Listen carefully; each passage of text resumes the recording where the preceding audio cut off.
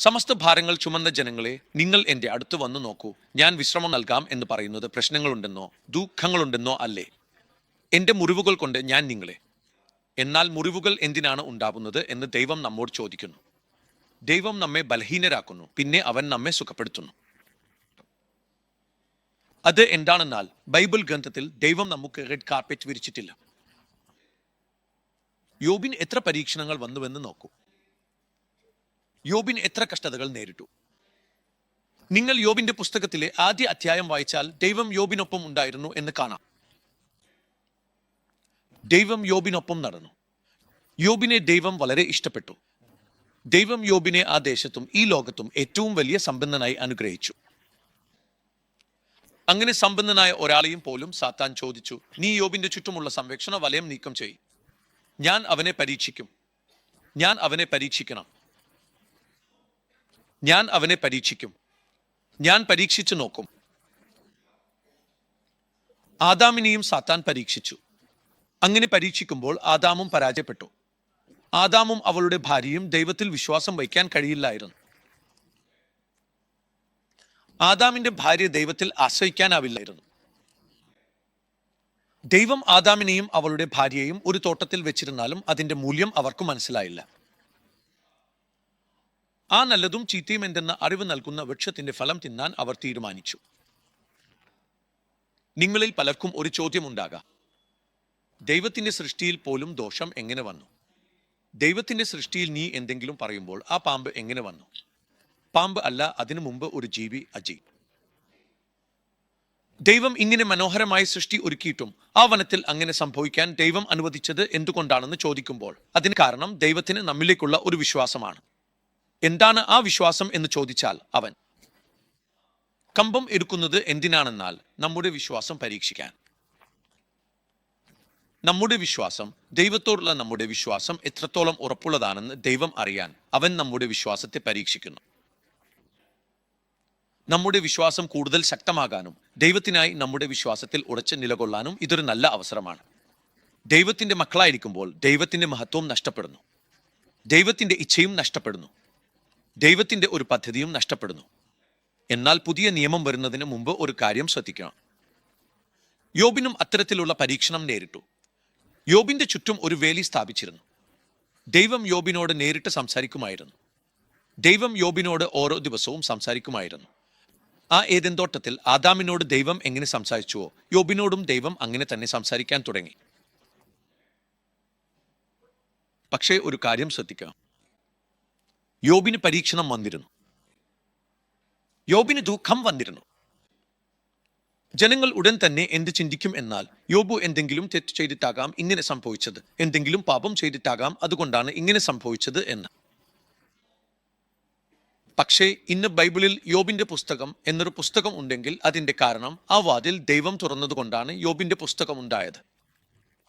വ്യാഖ്യാനങ്ങൾ വായിച്ചാൽ യോബിന്റെ വിശ്വാസവും യോബു ദൈവത്തോടുള്ള ആ വിശ്വാസവും എങ്ങനെയായിരുന്നുവെന്ന് നമ്മൾ മനസ്സിലാക്കാൻ കഴിയുമെന്ന് ഒരിക്കൽ ആലോചിക്കണം. നാം എല്ലാ കാര്യങ്ങളിലും ദൈവത്തിന് നന്ദിയും സ്തുതിയും അർപ്പിക്കേണ്ടത് മാത്രമല്ല, നമുക്ക് കഷ്ടം വന്നപ്പോഴും മരണത്തിന്റെ താഴ്വരയിലേക്ക് കടക്കേണ്ടി വന്നപ്പോഴും നമ്മുടെ ദൈവത്തെ വെളിപ്പെടുത്തുന്നവരായി നിൽക്കണം. ഇത് വളരെ കഠിനമായ കാര്യമാകാം, മനസ്സിലാക്കാൻ ബുദ്ധിമുട്ടായിരിക്കാം. നാം പ്രാർത്ഥിച്ച ശേഷം ചെയ്യേണ്ടത് ദൈവത്തിന് നന്ദിയും സ്തുതിയും അർപ്പിക്കലാണ്. നാം ചോദിച്ച കാര്യം 10 തവണ വീണ്ടും വീണ്ടും ചോദിക്കേണ്ട ആവശ്യമില്ല, കാരണം അവന്റെ ചെവി എപ്പോഴും നമ്മുടെ പ്രാർത്ഥന കേൾക്കാൻ തുറന്നിരിക്കുന്നു. അതിനാൽ അവൻ കേട്ടു, ചോദിക്കൂ, ഞാൻ നിങ്ങൾക്ക് നൽകാം എന്ന് പറഞ്ഞു. ചോദിക്കൂ, ഞാൻ വരാം എന്നു എൻ്റെ നാമത്തിൽ നിങ്ങൾ എന്ത് ചോദിച്ചാലും ഞാൻ ചെയ്യും എന്നു അവൻ പറഞ്ഞു. ചോദിച്ചതിന് ശേഷം ഫിലിപ്പിയർക്ക് എഴുതിയിരിക്കുന്നത് പോലെ ചോദിച്ചതിന് ശേഷം ഓരോ കാര്യത്തിലും നമ്മൾ നന്ദിയോടെ അവന്റെ അടുക്കൽ വരണമെന്ന് പറയുന്നു. നമ്മുടെ ദൈവം അത്ഭുതങ്ങൾ ചെയ്യുന്നവൻ എന്ന് നമ്മൾ മനസ്സിലാക്കണമെങ്കിൽ ചിലപ്പോഴൊക്കെ നമ്മുടെ വാതിലുകൾ തുറക്കപ്പെടും. ഭർത്താവും ഭാര്യയും തമ്മിൽ പ്രശ്നങ്ങൾ വരാൻ ചില വാതിലുകൾ തുറക്കപ്പെടും.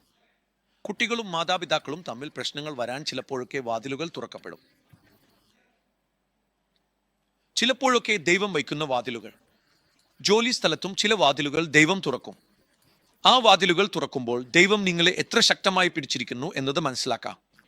നിങ്ങളുടെ മേൽ അധികാരമുള്ളവൻ നിങ്ങളെ പീഡിപ്പിക്കുമ്പോൾ, അപമാനിപ്പിക്കുമ്പോൾ, കുറ്റം ചുമത്തുമ്പോൾ, ഇഷ്ടം വന്ന പോലെ നിങ്ങളെ കളിക്കുമ്പോൾ നിങ്ങൾ ശ്രദ്ധിക്കേണ്ട പ്രധാന കാര്യം ദൈവം വാതിൽ തുറന്നിട്ടുണ്ടെന്നതാണ്. അതുകൊണ്ടാണ് ഈ കാര്യങ്ങൾ നടക്കുന്നത്. ഇത് നമുക്ക് നല്ലതിനായിട്ടാണ്.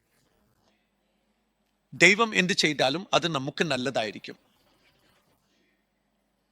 നമ്മളും ലോകവും അതിനെ മോശമായിട്ടാണ് കാണുന്നത് എങ്കിലും അത് നമുക്ക് നല്ലതായി തീരും. കാരണം ദൈവം ദോഷത്തിന്റെ പിന്നിൽ നന്മ ഒളിപ്പിച്ചിരിക്കുന്നവനാണ്. ദോഷത്തിന്റെ പിന്നിൽ ദൈവം നന്മ ഒളിപ്പിച്ചിരിക്കുന്നു. അതിനാൽ നമ്മുടെ പ്രാർത്ഥനയിൽ ഉള്ള ശക്തി എന്നത് നമ്മൾ പ്രാർത്ഥിച്ച ശേഷം ദൈവത്തോട് നന്ദി അറിയിക്കേണ്ടതാണ്. യോബിന്റെ അടുത്ത് ഉണ്ടായിരുന്ന 10 മക്കളും ഒരേ സമയം മരിച്ചുപോയി. 10 മക്കളാണ്. ദൈവം ഒറ്റ മകനെയോ 9 പേരെയോ എടുത്തില്ല. ഒരേ സമയം 10 പേരെയും നഷ്ടപ്പെട്ടു. 10 മക്കളെയും നഷ്ടപ്പെട്ട ഒരു അച്ഛൻ എങ്ങനെയിരിക്കും എന്ന് ഒന്ന് ചിന്തിച്ചു നോക്കൂ. അടുത്തിടെ എനിക്ക് അത് അനുഭവമായി. എങ്ങനെയുണ്ടെന്ന്. ഞാൻ തന്നെ മരിക്കണം എന്നൊരു ചിന്ത. എന്റെ ജീവിതം എന്താകും എന്ന് ബയോപ്സി ചെയ്യുമ്പോൾ തന്നെ എന്റെ ജീവിതം ഇവിടെ തന്നെ അവസാനിക്കുമോ എന്നൊരു ഭയം വന്നപ്പോൾ നായക് ആശുപത്രിയിൽ കുട്ടികളെ കുറിച്ചും ഭാര്യയെക്കുറിച്ചും ഞാൻ ആലോചിച്ചു കൊണ്ടിരുന്നു. ദൈവം എന്നെ കൊണ്ട് സ്വപ്നങ്ങൾ എല്ലാം കൈകളിൽ പിടിച്ചു ഞാൻ ആലോചിക്കുമ്പോൾ ഒരു കാര്യം മനസ്സിലായി. ഇതെല്ലാം എന്താകും? എങ്കിലും ദൈവം വാതിൽ തുറന്നു തന്നു. വാതിൽ തുറന്നതുകൊണ്ട് ഒരു പ്രശ്നം വരും. വാതിൽ തുറന്നവൻ അത് അടയ്ക്കാൻ എത്ര സമയം എടുക്കും എന്ന് പറയാൻ കഴിയില്ല.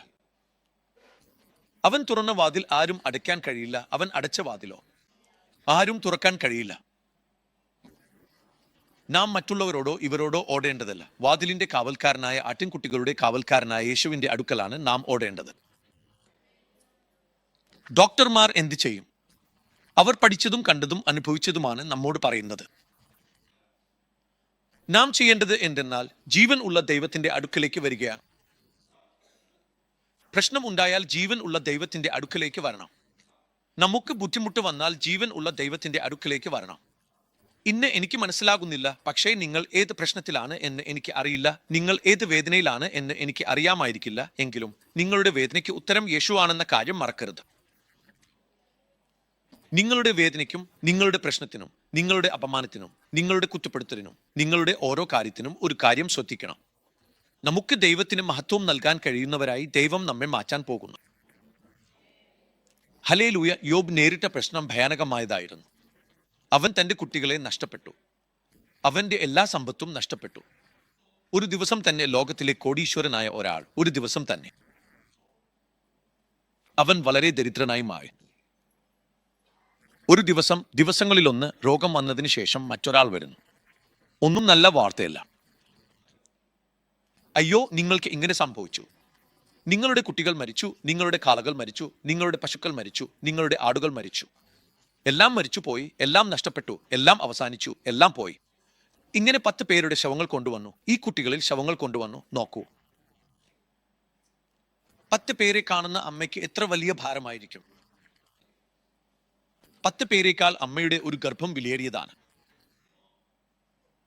യോബ് ഓരോ ദിവസവും തന്റെ കുട്ടികൾക്കായി എന്തെങ്കിലും ചെയ്യുകയും ബലികൾ അർപ്പിക്കുകയും ചെയ്തിരുന്നു. ഇപ്പോൾ യോബിന് കോപം വരേണ്ടതല്ലേ? സാധാരണ ആരെങ്കിലും ഓരോ ദിവസവും ബലിപീഠത്തിന് സമീപം പോയി പുരോഹിതനായി ബലികൾ അർപ്പിക്കുന്നുണ്ടോ? അങ്ങനെ യോബിന്റെ കുടുംബത്തിൽ എന്താണ് സംഭവിച്ചത്? ലോകം എന്താണ് പറയുന്നത്? ഈ ലോകം എന്താണ് സംസാരിക്കുന്നത്? പക്ഷേ ഒരു കാര്യം നമ്മൾ ശ്രദ്ധിക്കണം. അത്ര വലിയ ദുരന്തം സംഭവിച്ചിട്ടും അവൾ വളരെ വേദനയിലേക്കാണ് പോയത്. യോബിന്റെ ഭാര്യയും വളരെ ദുഃഖത്തിലേക്കാണ് പോയത്. ഇങ്ങനെ ഒരു ഭീകരത എങ്ങനെ സംഭവിച്ചു എന്ന് പറഞ്ഞ്. ഇനി എന്ത്? യോബേ, ദൈവത്തെ ശപിച്ച് മരിക്കൂ എന്ന് പറഞ്ഞു. ഇനി എന്തുണ്ട് നമുക്ക്? നമ്മുടെ കുട്ടികളെ നഷ്ടപ്പെട്ടു. നമ്മുടെ വീടുകളെ നഷ്ടപ്പെട്ടു. നമുക്ക് ഉണ്ടായിരുന്ന എല്ലാ സ്വത്തുക്കളും നഷ്ടപ്പെട്ടു. നമുക്ക് ഉണ്ടായിരുന്ന എല്ലാ മൃഗങ്ങളും നഷ്ടപ്പെട്ടു. നമ്മുടെ ജോലി ചെയ്യുന്നവരൊക്കെ നമ്മളെ വിട്ടുപോയി.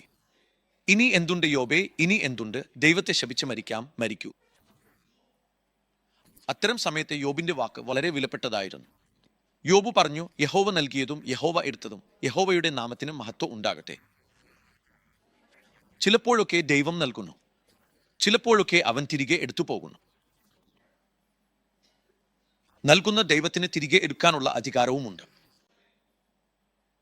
ഹല്ലേലൂയ ഹല്ലേലൂയ, പക്ഷേ അവൻ എടുത്തപ്പോൾ അതിനേക്കാൾ വലിയതൊന്നാണ് നൽകുന്നത്. നമ്മൾ വിശ്വസിക്കണം. അവൻ എടുത്തപ്പോൾ അതിനേക്കാൾ വലിയതൊന്നാണ് നൽകുമെന്ന് വിശ്വസിക്കണം. അവൻ എടുത്തുകൊണ്ടിരിക്കുന്നു. നമ്മുടെ കൈകളിൽ അവൻ ഇനിയും ശക്തമായ കാര്യങ്ങൾ ചെയ്യുന്നു. ദൈവം നമ്മുടെ മക്കളുടെ മുഖാന്തിരം ദൈവം അത്ഭുതങ്ങൾ നടത്താൻ പോകുന്നു. ദൈവം അത്ഭുതങ്ങൾ ചെയ്യുന്നവനാണ്. യോബിന്റെ വീട്ടിൽ 10 പേർ മരിച്ചപ്പോൾ ആ 10 മക്കൾക്ക് തുല്യമായി ദൈവം ആ വയോധികൻ വീണ്ടും ഗർഭം തുറന്നു. അവർ 2 പേരും ഒന്നിച്ചു. വീണ്ടും എന്താണ് സംഭവിക്കുന്നത് എന്ന് ചോദിച്ചാൽ അവൾ ഗർഭിണിയായി. അവൾ ഒരു വയോധികയാണ്. പക്ഷേ മറ്റൊരു സ്ത്രീയിലൂടെ പ്രസവിച്ചിരുന്നെങ്കിൽ നന്നായനെ.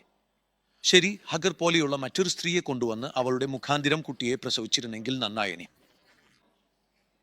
പക്ഷേ ദൈവം അങ്ങനെ ചെയ്തില്ല.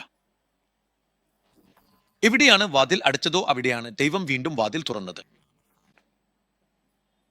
ഇപ്പോൾ ആ 10 കുട്ടികൾ എവിടെയാണ്? ആ 10 പേർ സ്വർഗത്തിൽ ഉണ്ട്. ദൈവം വീണ്ടും 10 കുട്ടികളെ അവന് നൽകി എന്നാണ് പറയുന്നത്.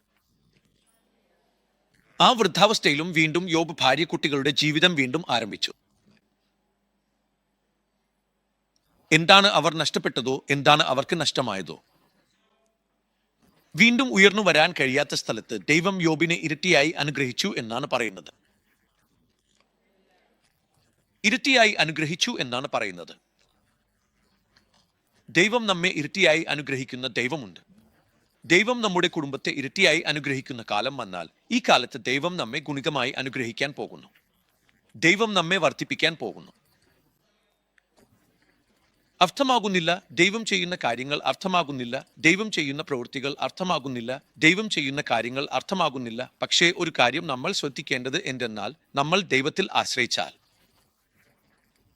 നമ്മുടെ ദൈവത്തിൽ വിശ്വാസം വെച്ചാൽ അവൻ ഇല്ലാത്തതിനെ ഉണ്ടാക്കുന്ന ദൈവമുണ്ട്. അസാധ്യമായത് സാധ്യമാക്കുന്ന ദൈവമുണ്ട്. അസാറയുടെയും അബ്രഹാമിന്റെയും ദൈവം വാഗ്ദാനം നൽകി. എത്ര വർഷം വാഗ്ദാനം നൽകി? 75 വർഷം അബ്രഹാമിന് ദൈവം വാഗ്ദാനം നൽകി. ഞാൻ നിന്റെ ഗർഭഫലം ഞാൻ അനുഗ്രഹിക്കുമെന്ന് പറഞ്ഞു. ഞാൻ നിന്നെ വലിയ ജനതയാക്കാൻ പോകുന്നു. ഭൂമിയിലെ എല്ലാ വംശങ്ങളും നിന്റെ മുഖാന്തിരം അനുഗ്രഹിക്കപ്പെടും. ഒരു കുട്ടികൾ ഏറോ എന്ന് ചോദിച്ചാൽ എന്താണ് പറയുന്നത്? ഭൂമിയിലെ എൻ്റെ എല്ലാ വംശങ്ങളും നിന്റെ മുഖാന്തിരം അനുഗ്രഹിക്കപ്പെടും. ദൈവം വാഗ്ദാനം ചെയ്തപ്പോൾ നിനക്കൊന്നുമില്ലായിരുന്നു. എങ്കിലും ഭൂമിയിലെ എല്ലാ വംശങ്ങളും നിന്റെ മുഖാന്തിരം അനുഗ്രഹിക്കപ്പെടും. അപ്പോൾ ദൈവം വാഗ്ദാനം നൽകി. വാഗ്ദാനം പിടിച്ചു. ദൈവം പറഞ്ഞ യാത്രയിലേക്ക് പോകാൻ തുടങ്ങി. കാനാനിലേക്ക് എത്തി. എങ്കിലും നിനക്കൊന്നുമില്ല, കുട്ടികളുമില്ല. അവസാനത്തിൽ ഹഗറുമായി ചേർന്ന് ഇഷ്മായേൽ പിറന്നു. പക്ഷേ ദൈവം വാഗ്ദാനം ചെയ്തത് സാറയുമായി ആയിരുന്നു. സാറയുമായി ചേർന്ന് പിറവിയുണ്ടാകുന്നതിന് മുമ്പേ ദൈവത്തിന്റെ വാഗ്ദാനം വഴിയിൽ തടസ്സപ്പെട്ടു. അതൊരു വാഗ്ദാനം തന്നെയല്ലോ. അങ്ങനെയുള്ള സമയത്താണ് ദൈവം വീണ്ടും പ്രത്യക്ഷപ്പെട്ടത്, അതും ഉച്ചവെയിലിൽ 18 അധ്യായത്തിൽ. അവൻ നോക്കിക്കൊണ്ടിരിക്കുമ്പോൾ യഹോവ അവന് ദർശനം നൽകി എന്നാണ് എഴുതിയിരിക്കുന്നത്. യഹോവ ദർശനമായി അവൻ നോക്കിക്കൊണ്ടിരിക്കുമ്പോൾ മൂവരായി മാറി എന്നാണ് പറയുന്നത്. ആ മൂവരും വന്ന് അവനെ കണ്ടപ്പോൾ അവൻ ഓടിപ്പോയി അവർക്കായി ഭക്ഷണം ഒരുക്കി സ്നേഹത്തോടെ അവരെ സ്വീകരിച്ച് അവർക്കാവശ്യമായ എല്ലാ ആതിഥ്യവും നൽകിയ ശേഷം അവർ പറഞ്ഞത്, അടുത്ത വർഷം ഇതേ സമയത്ത് ദൈവം നിന്നെ ഒരു മകനാൽ അനുഗ്രഹിക്കും എന്നാണ്. ഒരിക്കൽ ആലോചിച്ചു നോക്കൂ. അബ്രഹാമിന് ഇപ്പോൾ 99 വയസ്സാണ്. 24 വർഷമായി ദൈവം വാഗ്ദാനം നൽകിയിട്ട്. സാറ വയസ്സായതുകൊണ്ട് ചിരിക്കുന്നു. എന്തുകൊണ്ടാണ് അവൾ ചിരിക്കുന്നത്? അവിശ്വാസത്തോടെയാണ് അവൾ ചിരിക്കുന്നത്. സാറ, നിന്നിൽ അവിശ്വാസം ഉണ്ടെന്ന് ഞാൻ അറിയുന്നു. അതിനാൽ ഞാൻ നൽകിയ വാഗ്ദാനം ഞാൻ പിൻവലിക്കുമോ? ഇല്ല. സാറ, ഇതെന്താണ്? നീ ഇത്ര വർഷം കാത്തിരിക്കുന്നു. അവസാനം വന്നപ്പോൾ നീ എന്താണ് ചെയ്യുന്നത്? നീ അവിശ്വാസത്തോട് ചിരിച്ചതിനാൽ ഞാൻ നിന്നെ അനുഗ്രഹിക്കില്ലെന്ന് ദൈവം പറഞ്ഞില്ല. ദൈവം പറഞ്ഞത്, യഹോവയ്ക്ക് അസാധ്യമായത് എന്തെങ്കിലും ഉണ്ടോ? തീർച്ചയായും ഇല്ല. അവൻ എല്ലാം സാധ്യമാണ്. അവിശ്വാസമുള്ള ഒരാളോട് ആ 3 ആളുകൾ മുഖേന ദൈവം പറഞ്ഞത് വിശ്വാസത്തെക്കുറിച്ചാണ്. വിശ്വാസം ഇല്ലാതെ ദൈവത്തോടൊപ്പം നിലനിൽക്കാൻ കഴിയില്ല. വിശ്വാസം ഇല്ലാതെ ദൈവത്തിന്റെ പ്രവർത്തികൾ കാണാനും കഴിയില്ല. വിശ്വാസം വളരെ ശക്തിയുള്ളതാണ്. ഒരു വിശ്വാസിയായി നമുക്ക് വിശ്വാസം ഉണ്ടായിരിക്കണം. ഈ ലോകത്ത് രാവിലെ എഴുന്നേറ്റതിന് ശേഷം രാത്രി വരെ എത്രയോ കാര്യങ്ങൾക്കായി നമ്മൾ ഓടിക്കൊണ്ടിരിക്കുന്നു. ഇതെല്ലാം ചെയ്യുന്നത് നമ്മുടെ ലക്ഷ്യസ്ഥാനത്ത് എത്താൻ നമ്മുടെ വിശ്വാസത്തോടെ ദൈവത്തിൽ വിശ്വാസം വെച്ച് തന്നെയാണ്. അഞ്ചായി വളർന്ന് ഓരോ ഘട്ടത്തിലും ഇതിനു വേണ്ടി സാക്ഷ്യമായി മാറിക്കൊണ്ടിരിക്കുന്നു. ഭൂമിയിലെ മനുഷ്യരുടെ മുന്നിൽ നമ്മൾ ഒരു നല്ല വിശ്വാസിയായി മാറണം. 99 വർഷങ്ങൾ കഴിഞ്ഞു. 100-ാം വർഷം വന്നപ്പോഴും ദൈവം അബ്രഹാമിനെയും സാറയെയും സ്നേഹിച്ച് അവർക്ക് ഗർഭഫലം നൽകാൻ ദയ ചെയ്തു. അസാധ്യമായ കാര്യത്തിനായി പ്രാർത്ഥിക്കുന്നത് തന്നെയാണ്. അവർക്ക് മക്കൾ ഇല്ലായിരുന്നു. എൽക്കാന വീണ്ടും വിവാഹം കഴിച്ചു. എങ്കിലും അവൾ പ്രാർത്ഥിക്കുന്നത് നിർത്തിയില്ല. അവൾ വീണ്ടും ദേവാലയത്തിലേക്ക് ഷീലോവിലേക്ക് പോയി അവിടെ പ്രാർത്ഥിക്കാൻ തുടങ്ങി. അവൾ എങ്ങനെ പ്രാർത്ഥിച്ചു എന്നാൽ അവൾ കരയാൻ തുടങ്ങി. അവളുടെ നിലവിളികൾ കണ്ടു എലി എന്ന പുരോഹിതൻ ചോദിച്ചു, നീ മദ്യം കുടിച്ചു വന്നോ? എന്താണ് ഇങ്ങനെ ശബ്ദം ഉണ്ടാക്കുന്നത്? നിശബ്ദമായി ഇരുന്ന് പ്രാർത്ഥിക്കാമല്ലോ. ഇത്രയും നേരം എന്തിനാണ് മദ്യപാനികൾ പോലെ പെരുമാറുന്നത്? അയാൾക്ക് മനസ്സിലാകുന്നുണ്ടോ? ആ സേവകന് മനസ്സിലാകുമോ? ആ സേവകന് മനസ്സിലാകണമെങ്കിൽ അയാൾക്ക് എന്ത് വേണം? ബെഡൽ ഇല്ലെങ്കിൽ അയാൾക്ക് മനസ്സിലാകും. ആ ദിവസം അന്ന് ചെയ്ത പ്രാർത്ഥന എത്രയെന്നാൽ, പ്രഭ, എനിക്ക് ഒരു കുട്ടി അല്ല, 2 കുട്ടികൾ അല്ല, 3 കുട്ടികൾ അല്ല, ആദ്യത്തെ കുട്ടികളെ ഞാൻ നിനക്ക് കൊടുക്കാം, ശേഷിക്കുന്നവ ഞാൻ എടുക്കാം. അന്ന് തന്റെ പ്രാർത്ഥന ചെയ്ത രീതിയിൽ ആദ്യമായി ശമൂവേൽ ജനിച്ചു. അതിനുശേഷം അനേകം കുട്ടികളെ ദൈവം നൽകി. അവരെയൊക്കെയും ദൈവം അനുഗ്രഹിച്ചു. ശമൂവേൽ 2 രാജാക്കന്മാരെ അഭിഷേകം ചെയ്ത വ്യക്തിയായി മാറി. ദൈവത്തിനായി ശക്തമായ സാക്ഷിയായി, ഒരു ന്യായാധിപതിയായി മാറി. ഏത് പ്രഭാതത്തിനു മുമ്പും ഒരു കാര്യം ശ്രദ്ധിക്കാം. അസാധ്യമായത് നമ്മുടെ മുന്നിലുണ്ടായാൽ അതിനെ വിശ്വസിക്കേണ്ടത് നമ്മളാണ്. ദൈവത്താൽ എല്ലാം സാധ്യമാണ്. ദൈവം ചെയ്യാതിരിക്കാനായി ഒരു വാക്ക് പറയണം. യഹോവ നൽകിയതും യഹോവ എടുത്തതും യഹോവയുടെ നാമത്തിന് സ്തുതി ഉണ്ടാകട്ടെ എന്ന് പറയണം. ദയവായി പ്രാർത്ഥനകൾ എപ്പോഴെങ്കിലും പ്രാർത്ഥിക്കുമ്പോൾ, എന്ത് അറിയാമോ, നിനക്ക് ഇഷ്ടമില്ലാത്തത് ദയവായി എനിക്ക് തരരുതേ പ്രഭു എന്ന് പറയുന്നത് എന്തിനാണ്? നിനക്ക് ഇഷ്ടമില്ലാത്തത് എന്താണെന്ന് കരുതി അത് വന്നാൽ അത് ദോഷം തന്നെ ചെയ്യും. അത് ഉണ്ടെങ്കിൽ എനിക്ക് ക്ഷേമം ഉണ്ടാകില്ല. അതിന് എത്ര വിലയുണ്ടായാലും പരവായില്ല. നിനക്ക് ഇഷ്ടമില്ലാത്തത് എന്റെ അടുത്ത് നിന്ന് നീക്കം ചെയ്യണമേ. ഈ പ്രഭാത സമയത്ത് ഇവിടെ നിന്ന് യാത്രയാകുമ്പോൾ നമ്മൾ പരാജയത്തെക്കുറിച്ച് സംസാരിക്കുന്നില്ല. എനിക്ക് ആരോഗ്യ പ്രശ്നം ഒരു പരാജയം അല്ല. എന്റെ ബലഹീനതയും ഒരു പരാജയം അല്ല. എന്റെ ബലഹീനതകളിൽ അവന്റെ ശക്തി പൂർണ്ണമാകുന്നു. എന്റെ ബലഹീനതകളിൽ ദൈവത്തിന്റെ കൈ എത്തുമ്പോൾ അത് പൂർണ്ണതയിലേക്ക് മാറുന്നു. അതിനാൽ നിങ്ങൾ വിശ്വസിക്കേണ്ടത് പരാജയമല്ല, വിശ്വാസമാണ് നിങ്ങൾക്ക് ആവശ്യം.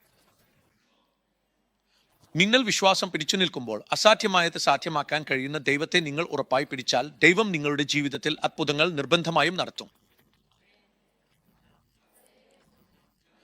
എല്ലാവരും എഴുന്നേറ്റ് നമസ്കരിക്കാം. ഒരിക്കൽ എഴുന്നേറ്റ് നമസ്കരിക്കാം. യേശുവേ, നിനക്ക് വന്ദനം. ഇന്നും എന്നെ ജീവനോടെ നിലനിർത്തിയതിന് നന്ദി. നിനക്ക് സ്തോത്രം. എന്റെ കുടുംബത്തെ അനുഗ്രഹിക്കണമേ കർത്താവേ. എന്റെ കുടുംബത്തെ അനുഗ്രഹിക്കണമേ.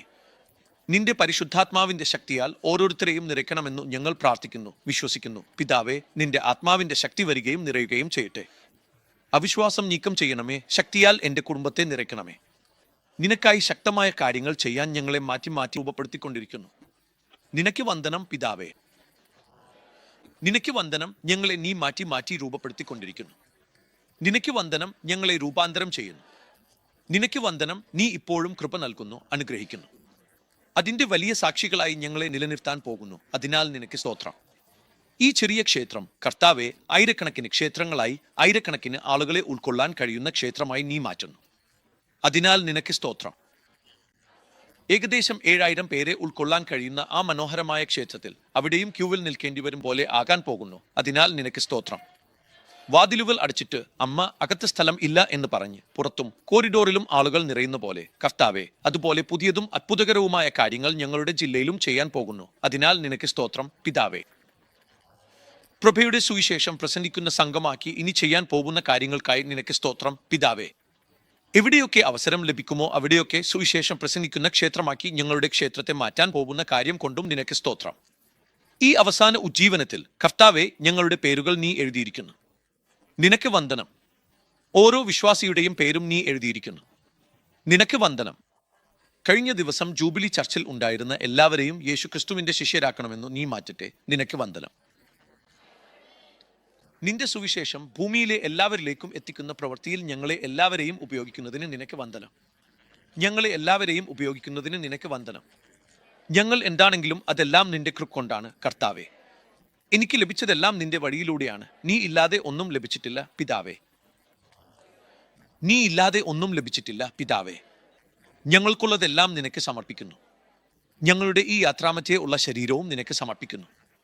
എല്ലാ മഹത്വവും മഹിമയും ബലവും നിനക്കാണ് അർപ്പിക്കുന്നത് പിതാവേ. നിനക്കാണ് അർപ്പിക്കുന്നത്.